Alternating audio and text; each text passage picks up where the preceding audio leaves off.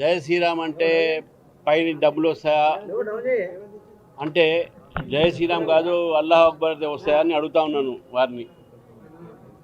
ఇదంతా కూడా హిందూ దేవీ దేవతల మీద, సనాతన ధర్మం మీద విశ్వాసం లేని వ్యక్తులు ఈ రకమైనటువంటి ఒక వ్యాఖ్యలు చేస్తున్నారు.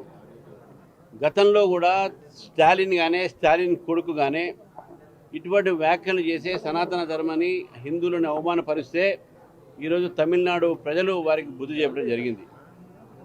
బెంగాల్లో కూడా మమతా బెనర్జీ హిందువుల మీద, హిందూ ఒక సంస్కారం మీద, సంస్కృతి మీద, సనాతన ధర్మం మీద చేసినటువంటి వ్యాఖ్యల్ని హిందూ ప్రజలందరూ కూడా ఈరోజు బెంగాల్లో ఆమెను ఓడించేటటువంటి ప్రయత్నం చేశారు. కాబట్టే ఈరోజు తెలంగాణలో కూడా కాంగ్రెస్ నేతలు ఈ హిందూ మనోభావాన్ని దెబ్బతీసేటటువంటి ఏదైతే వ్యాఖ్యలు చేస్తున్నారో దాన్ని భారతీయ జనతా పార్టీ ఖండిస్తుంది. ఏ వ్యక్తికైతే దేవుడి మీద, హిందూ ధర్మం మీద విశ్వాసం లేదో, అవమానపరుస్తారో వాళ్లకు దేవాదాయ శాఖ మంత్రిగా కొనసాగడానికి వారికి అధికారం లేదు. దీనిపైన కాంగ్రెస్ నాయకత్వం, ముఖ్యమంత్రి గారు దీనిపైన నిర్ణయం తీసుకోవాలి. ఆ మంత్రి హిందువులకు, ఈ రాష్ట్రంలో హిందువులకు, ఈ దేశంలో హిందువులకు వారు క్షమాపణ కోరాలని చెప్పేసి కూడా భారతీయ జనతా పార్టీ డిమాండ్ చేస్తూ ఉంది.